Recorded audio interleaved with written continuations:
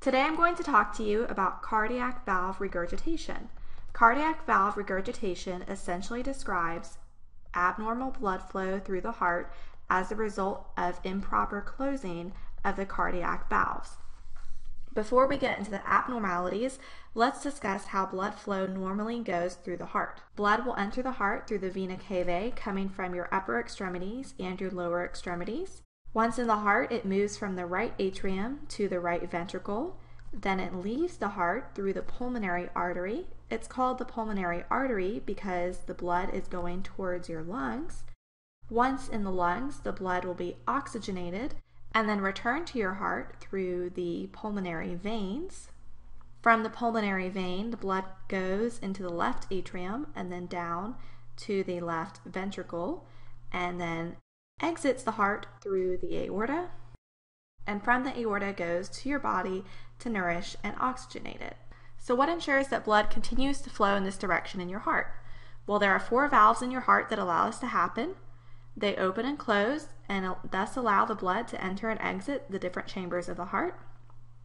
I've already drawn 2 of those valves here, but what we're going to focus on today is the mitral valve, which separates the left atrium and the left ventricle here in blue, and the aortic valve, which separates the left ventricle from the aorta here in green. The 2 conditions we are going to discuss today are mitral valve regurgitation and aortic valve regurgitation. In order to help you remember what is meant by regurgitation, let's go back to your elementary school days. I'm sure you remember hearing about how baby birds feed their young. What happens is that because the baby birds are too small to leave the nest, the mother bird must go out and find food for them, perhaps a worm, and when she returns to her babies, she chews up the food for them and regurgitates it. She spits it into their mouths. So regurgitation essentially means to rush back. So what's rushing back in cardiac valve regurgitation? Well, it's not a chewed up worm. In mitral valve regurgitation, instead of all of the blood flowing from the left atrium to the left ventricle, some of the blood flows backwards into the left atrium again because the mitral valve did not close properly. In aortic valve regurgitation, there's a similar process. Instead of all of the blood flowing from the left ventricle to the aorta, some of the blood flows backwards again into the left ventricle. Leonardo da Vinci created excellent drawings of the cardiac valve back in his day by studying the ox heart. Now, I'm no Da Vinci, but I can tell you what these valves look like. The mitral valve has 2 leaflets and more or less looks like this, and it looks like this flat line when it's closed properly. The aortic valve looks like a peace sign, and these peace signs open up and allow blood to flow through. So, what causes mitral valve regurgitation and aortic valve regurgitation? Although these are 2 different conditions, they do share some etiologies. Both mitral valve regurgitation and aortic valve regurgitation can be caused by congenital defects, meaning problems with the valve that you were born with. In aortic valve regurgitation, a very common defect is that you have 2 leaflets in your aortic valve instead of 3. These conditions can also be caused by scarring on the valve as a result of healing after endocarditis, which is an infection of the heart, or after rheumatic fever. Interestingly, before we had stethoscopes, doctors thought that rheumatic fever was the only cause of mitral valve regurgitation, but since then we've learned that is not the case. Mitral valve regurgitation in particular can be caused by heart disease or by a heart attack, both of which can damage the tendons and muscles that allow the mitral valve to open and close properly. Aortic valve regurgitation can be the result of a diseased aortic root. The aortic root is essentially the wall of the aorta and the components that allow the aortic valve to open and close.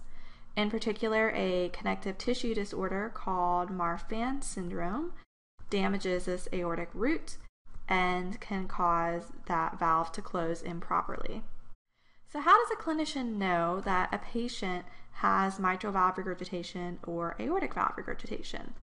Unfortunately, there are not very many symptoms that are absolutely specific to mitral valve regurgitation or aortic valve regurgitation. However, in both cases, the patient may present with difficulty breathing with exertion, So this means that when maybe the patient said, oh, I walked across the room and I felt so out of breath afterwards, not I ran a marathon and then I was out of breath.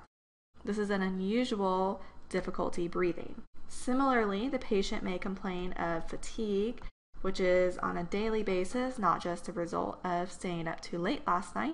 A patient who may have aortic valve regurgitation may present with de-Musset sign, which is nodding their head every single time that the heart beats. This is the result of that abnormal blood flow through the aortic valve. So what will you notice on the physical exam? In both cases, you will likely hear a heart murmur. A heart murmur is the result of sound wave vibrations from that valve closing and moving through the blood that is flowing backwards. In mitral valve regurgitation, this murmur may be a click. In aortic valve regurgitation, you will hear a more high-pitched noise. In addition, in aortic valve regurgitation, you may see Hill's sign. Hill's sign is when the blood pressure of the lower extremities is higher than that of the upper extremities. In order to make a definitive diagnosis, more testing is warranted. A clinician may order an electrocardiogram. An electrocardiogram, also known as an EKG, measures the electrical signal of the heart. However, this is not very specific for mitral or aortic valve regurgitation. However, you may see a sign for left ventricular hypertrophy on the EKG. This means that there is thickening of the muscle of the left ventricle, as you can see here. This is because the left ventricle has to work harder to push that blood out in the proper direction. A better test would be the echocardiogram.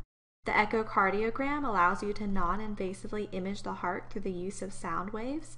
And in doing so, you can observe the opening and closing of the mitral and aortic valves, as well as determine the direction of blood flow. All in all, once these tests are performed, a definitive diagnosis can be made and treatment can begin.